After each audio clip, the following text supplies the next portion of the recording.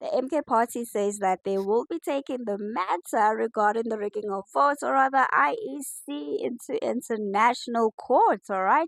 And it seems as if IFP lied about waiting for the MK party for 4 hours. Well, that's what they said.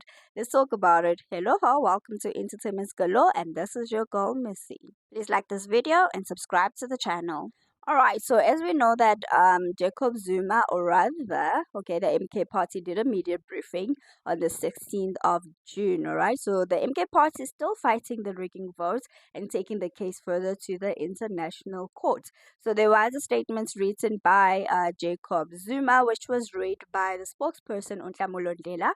So in the statements, it also says that when we went to the IEC and told them not to declare the election results because we have evidence of the irregularities, they refused. We've tried all peaceful means to address the grievances. We call on all our supporters to be patient even in the midst of all provocations and institutions of democracy. Jacob Zuma also touched on the law of South Africa, stating that it is not suitable for the country as it was built on Roman and Dutch law. All right. So also regarding the seating of the parliament, right? So remember that they did actually boycott the parliament's first sitting, saying it was a way of them protesting against the unfairness of the rigging of votes. So they said they will, however, go to parliament to win with progressive parties. The statement continued to say that the ANC of Ramaphosa chose to go to bed with the racist.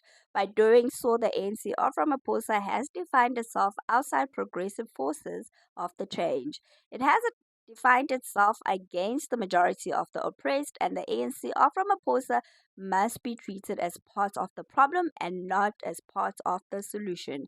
However, the door is always open for the real ANC to be welcomed back in the progressive fold. Regarding the governments of national unity, right? So, Jacob Zuma says that the media is selling the story of governments of national unity when they know there is no such thing.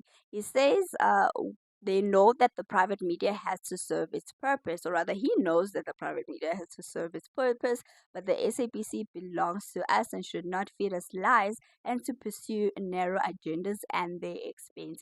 Now, I did do a video on him explaining governments of national unity, so you can check that one out. So one of the journalists asked a question regarding the interview that never aired, all right, of Jacob Zuma, an interview done by JJ Tabane. So Ntamulo answered this question. So he said that that interview was cancelled, right? He doesn't know why it was cancelled. So he says that JJ Tabane went to Kandla to interview Zuma on a marathon interview that took 2 hours and asked questions freely, meaning they did not give him any questions like to ask the former presidents, right?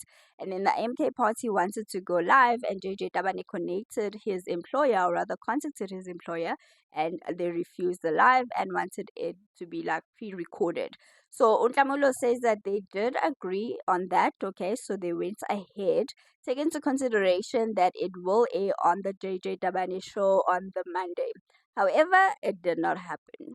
And then Untlamulo says that the MD Norman has close relationships with President Cyril Ramaphosa. So he says that he knows the censorship, all right? So it's because he spoke about IEC. So that's why they censored him. And then he says that he knows that journalists are also censored, as they told like what to report on and what not to report on, allegedly. All right. However, I do share the same sentiments about this, about mainstream media. So allegedly, they are told what to report on and what not to report on. All right.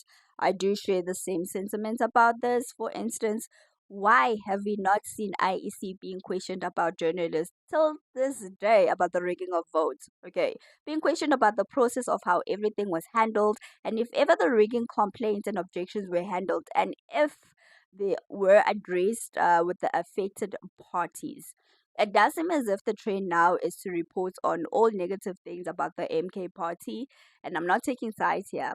So I waited actually on purpose to put this video out like later because I wanted to go on to the internet and start googling like the article headings and stuff.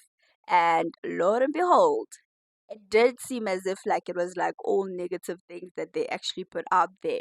I'm gonna put a screenshot of it. I also understand that there has to be like dramatic headings, obviously, to kind of like attract people into reading. But it always seems as if when it comes to the MK party, it is everything negative. And we're not even able to see what the party has done in the past 6 months, because I feel like everything has been overshadowed with this negative report, right? Because they are not for, okay, the majority of the parties on what they have agreed on. So they are going to continue to like put out like bad publicity when it comes to the MK party. And honestly, in my view, that's how mainstream media is. That's how mainstream media has always been. They have to put out an agenda. There's always a handler up top, okay, and the journalist don't work on their free will. On their own free will, they do have to follow a mandate, and they need to make sure that their handlers are happy and do not go against their handlers. All right. That's just my 2 cents on mainstream media. I don't really focus too much on mainstream media. I'd rather go do my own diggings, because I know like whatever they put out there, it is just basically to fit a narrative, and people do run with it. People do run with it. Look at how before like the MK party, or rather before the voting, everybody was pro MK party. There wasn't anything negative or that much negativity around it up until they started fighting for the rigging of votes.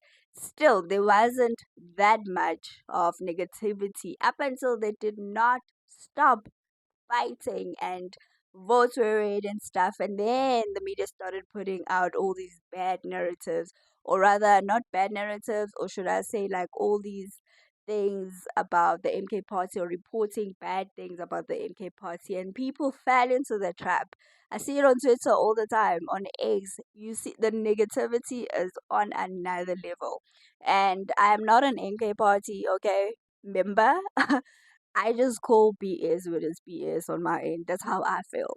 All right, so let's move on to the IFP meeting that was supposed to happen. So the IFP came out to say that they waited for the MK party for 4 hours to be able to discuss, like a way forward to see if they can be able to work together. And they said that they did not arrive. They did not arrive. So the MK party cleared that, all right, so on their end, stating that they're the ones who actually reached out to the IFP, all right, and they set out a time for like 5 p.m. However, there were delays, so they did actually communicate and say that they're going to be there like at 6. However, alright, so IFP cancelled the meeting. They then agreed on meeting the following day at 4, only to find that the IFP was now in Johannesburg regarding the engagement of the GNU. Okay, so who's lying here? Who is lying here? I think I have my idea. Okay, I think I know who's lying, and I will keep that to myself. Guys, if you made it as far into the video, thank you so much for watching. Please do leave your comments, or rather your thoughts in the comment section. Please also like this video. Do also subscribe as well. And if you're watching from TikTok, please do follow. And do share this video as well. Once again, thank you so much. Until the next one. Bye.